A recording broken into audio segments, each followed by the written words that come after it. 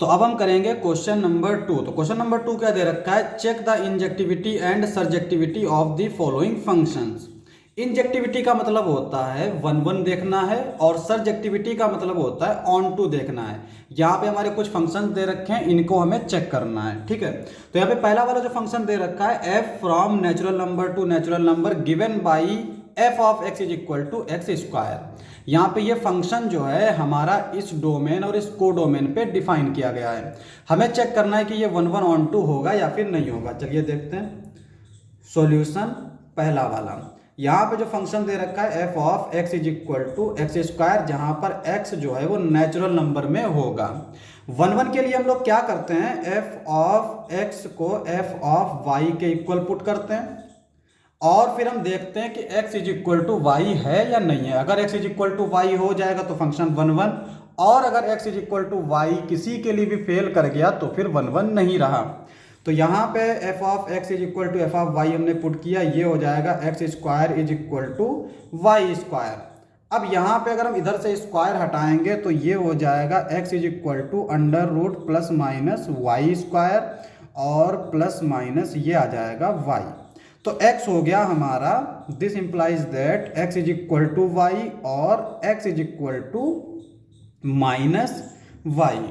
तो यहाँ पे x जो है वो y के इक्वल भी हो सकता है और x जो है वो माइनस वाई के इक्वल भी हो सकता है। अब यहाँ पे दो पॉसिबिलिटी हो गई, अगर इसके इक्वल हुआ तो 1 है, लेकिन अगर इसके इक्वल हो गया तो 1 नहीं रहा। तो यहाँ पे देखो x और y हमारे कहाँ से बिलोंग कर रहे हैं, नेचुरल नंबर से।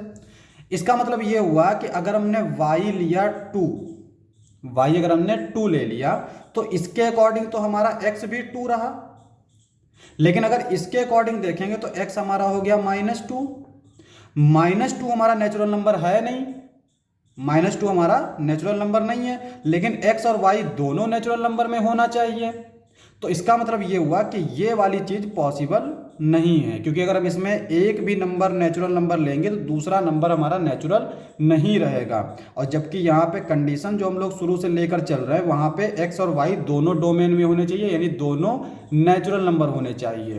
तो ये वाला पॉसिबल नहीं, तो बचा क्या ये। तो इसका मतलब ये हुआ कि एफ ऑफ एक्स अगर एफ ऑफ वाई के इक्वल है तो X is equal to Y होगा। This implies that F is 1 तो 1 प्रूफ हो गया। ऑन टू के लिए देखते हैं। ऑन टू के लिए क्या करेंगे, एफ ऑफ एक्स को हम वाई मान लेंगे for any Y belongs to codomain. यहां पर कोडोमेन मैं इसलिए लिख देता हूं ताकि, क्योंकि यहां पे डोमेन और कोडोमेन सेम है, तो इसलिए नेचुरल नंबर ना लिख के हम यहां पे कोडोमेन लिख देते हैं, क्योंकि यहां पे कोडोमेन से लेते हैं हम लोग वाई। अब यहां पे एफ ऑफ एक्स हमारा क्या है, एक्स स्क्वायर वाई। अब x की वैल्यू निकालो, x की वैल्यू हो जाएगी प्लस माइनस रूट वाई, और इस x की वैल्यू उठा के यहाँ पे पुट कर दो। तो ये जो फंक्शन है ये हो जाएगा f of plus minus under root Y is equal to Y. अब यहाँ तक तो हम हर एक फंक्शन के लिए करेंगे, चाहे फंक्शन कैसा भी दे रखा हो। क्या करते हैं हम लोग, f ऑफ x को y पुट करते हैं और फिर फंक्शन रख देते हैं जो फंक्शन दे रखा होगा। यहाँ पे एक्स स्क्वायर दे रखा है इसलिए एक्स स्क्वायर पुट कर रहे हैं। उसके बाद में यहाँ से हम x की वैल्यू निकाल के यहाँ पुट कर देंगे, तो हमारा इस तरह का कोई फंक्शन मिल जाएगा। ये हमेशा करना है जब भी हम ऑन टू प्रूफ करेंगे। अब यहाँ पे ये जो y होता है ये होता है हमारा कोडोमेन से, और यहाँ पे कंडीशन क्या होती है, कोडोमेन ऑन टू की डेफिनेशन क्या होती है कि कोडोमेन के हर एक एलिमेंट के लिए हमें डोमेन में एक एलिमेंट मिलना चाहिए। इसका मतलब ये हुआ कि अगर y कोडोमेन में है तो अंडर रूट वाई जो है प्लस माइनस के साथ डोमेन में होना चाहिए। अब यहाँ पे अगर हम देखें तो कोडोमेन भी नेचुरल नंबर है, डोमेन भी नेचुरल नंबर है। तो अगर हम y नेचुरल नंबर ले रहे हैं तो अंडर रूट वाई भी नेचुरल नंबर होना चाहिए, तभी हमारा ऑन टू होगा। अब अगर हम y को ले लेते हैं 2 तो अंडर रूट वाई क्या हो जाएगा, अंडर रूट 2। यानी अगर हमने 2 ले लिया y को तो अंडर रूट वाई क्या हो जाएगा, अंडर रूट 2, और अंडर रूट 2 हमारा नेचुरल नंबर तो है नहीं। तो इसका मतलब ये हुआ कि यहाँ पर y के लिए हमारा ये फेल कर गया। तो इसका मतलब ये फंक्शन जो है ये ऑन टू नहीं रहा, f is not onto. तो पहली वाली कंडीशन के लिए फंक्शन 1 1 तो है, 1 1 है, बट नॉट ऑन टू, पर ऑन टू नहीं है। अब दूसरा वाला भी फंक्शन हमारा सेम दे रखा है, फंक्शन सेम दे रखा है, यानी करना यही सारी चीजें जो यहां तक हमने की हैं ये दोनों के लिए करना है, लेकिन यहां पे डोमेन और कोडोमेन z दे रखे हैं, यानी कि सेट ऑफ इंटीजर्स दे रखे हैं। अब यहां पर देखो, अगर हम सेम चीज इसके लिए देखें तो यहाँ पे यही चीज करनी है, इसको F of X is equal to X square मानना है, बट यहाँ पर एक्स जो है वो नेचुरल नंबर होगा। चलिए यहाँ पे लिख लेते हैं, F of X is equal to X square दे रखा है, जहाँ पर एक्स क्या है हमारा जेड, यानी इंटीजर है। तो हम क्या करेंगे 1 1 के लिए एफ ऑफ एक्स को एफ ऑफ वाई के इक्वल पुट करेंगे, जहाँ पर एक्स और वाई दोनों इंटीजर हैं, है ना।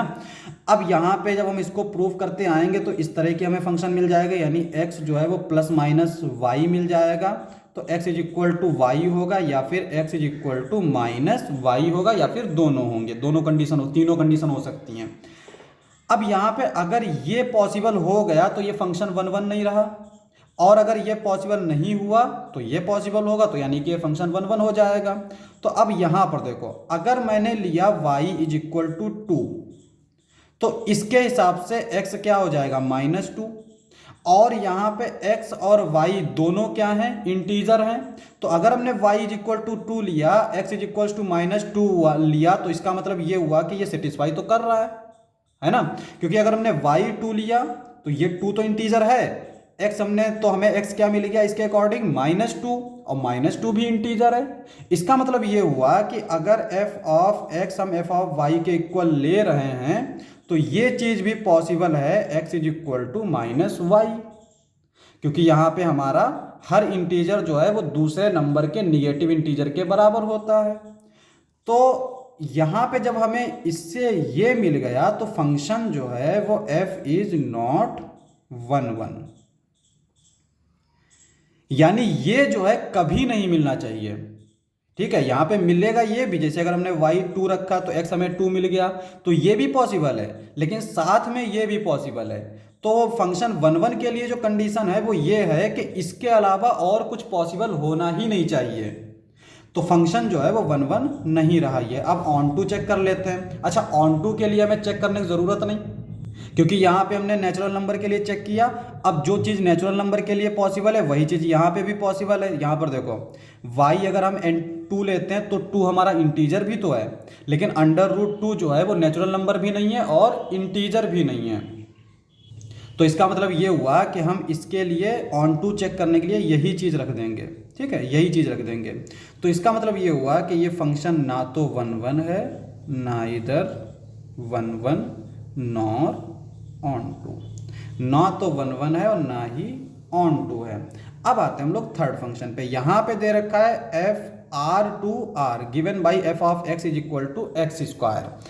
तो सेम चीज करनी है, बस यहाँ पे फंक्शन क्या है हमारा, उसका डोमेन जो है वो आर है और को डोमेन आर है। तो यहाँ पे ये 1 1 तो होगा हमेशा,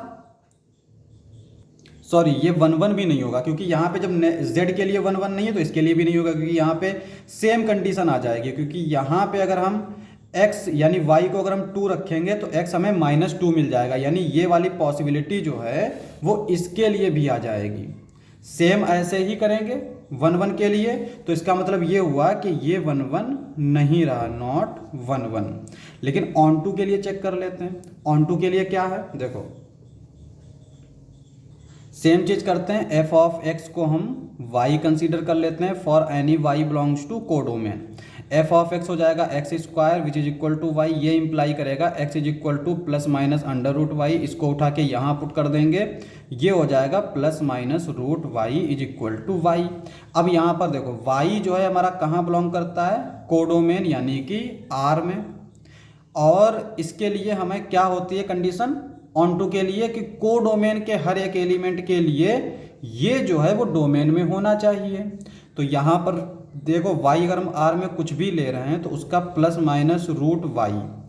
अब यहाँ पे ये हमारा R में होना चाहिए, ये हमेशा पॉसिबल होगा नहीं होगा। क्यों नहीं होगा, क्योंकि अगर हम y जो है वो ले लेते हैं निगेटिव नंबर, जैसे कि मैंने -2 ले लिया, तो -2 के लिए प्लस माइनस रूट -2 ये क्या हो जाएगा, ये रियल नहीं रहा, ये हो गया हमारा इमेजिनरी नंबर यानी √2i, और ये हमारा r में नहीं होगा क्योंकि ये हमारे रियल नंबर्स हैं, इमेजिनरी नंबर तो इसमें होते नहीं। तो इसका मतलब ये ना तो 1 1 है और ना ही ऑन टू। ठीक है, अब आते हैं हम लोग फोर्थ वाले पार्ट पे। तो यहां पे जो है f ऑफ x दे रखा है x³। अब इसके लिए देखो, यहां पे हम क्या करते हैं, कागज ले लेते हैं दूसरा।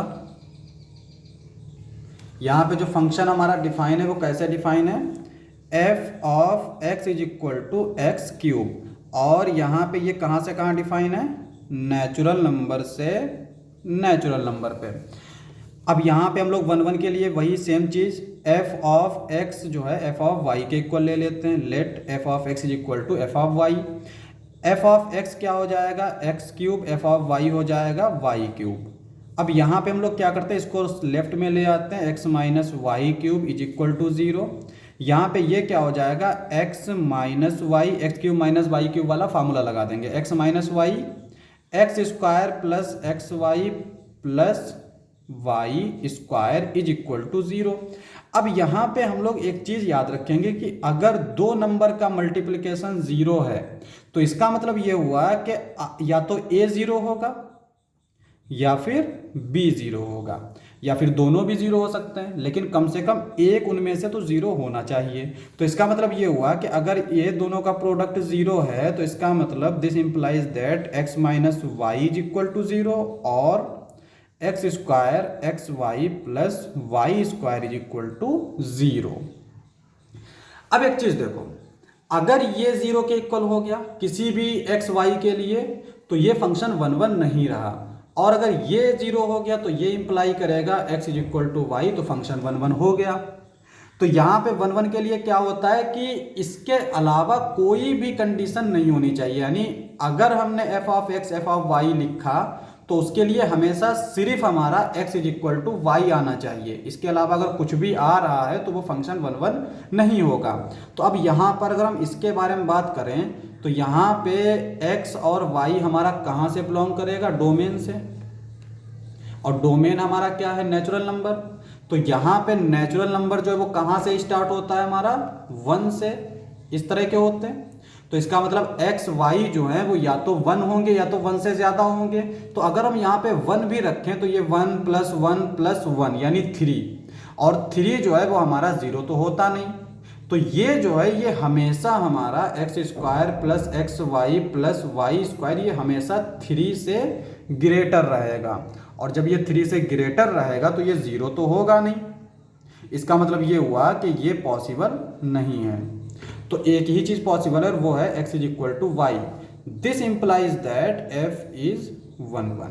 तो यहां से फंक्शन हमारा 1 1 हो जाएगा।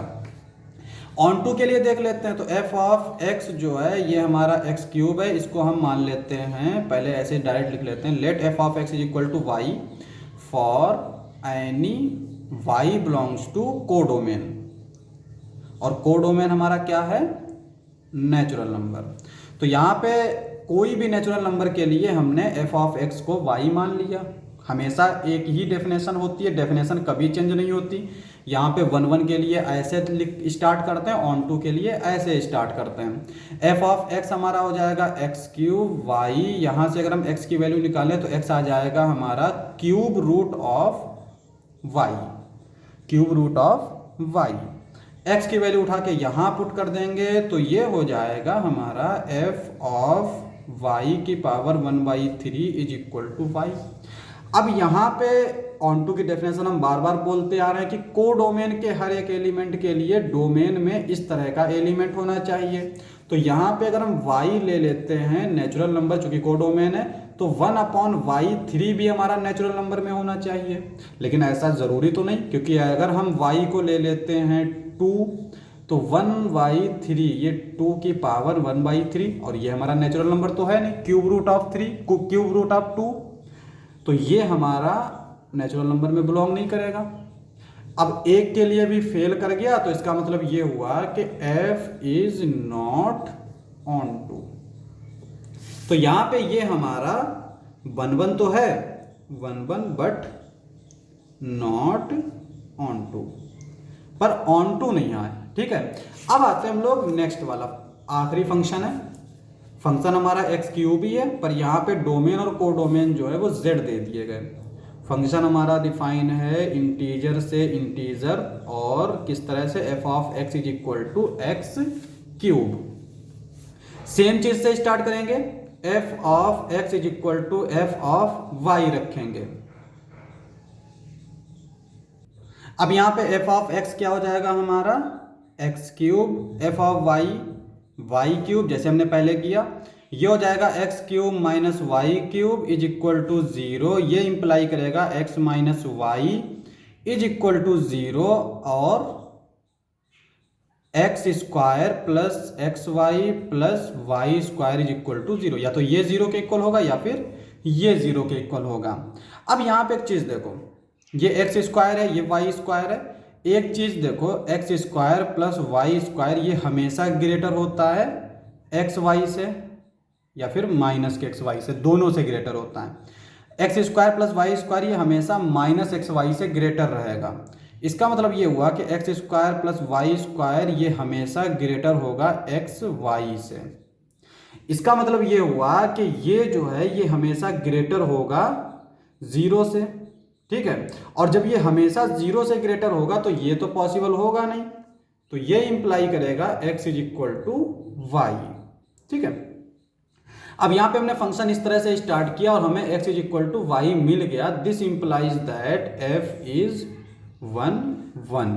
ऑन टू के लिए क्या करते हैं, ऑन टू के लिए हम लोग सेम चीज हमेशा लेकर चलते हैं, f ऑफ x को y मान लेते हैं और हमें प्रूफ करना है कि for any y is equal to y belongs to codomain, उसके लिए हमें x मिलना चाहिए डोमेन में। अब यहाँ पे f ऑफ x दे रखा है X cube which is equal to Y. यहाँ से x अगर हम देखेंगे तो y की पावर 1/3।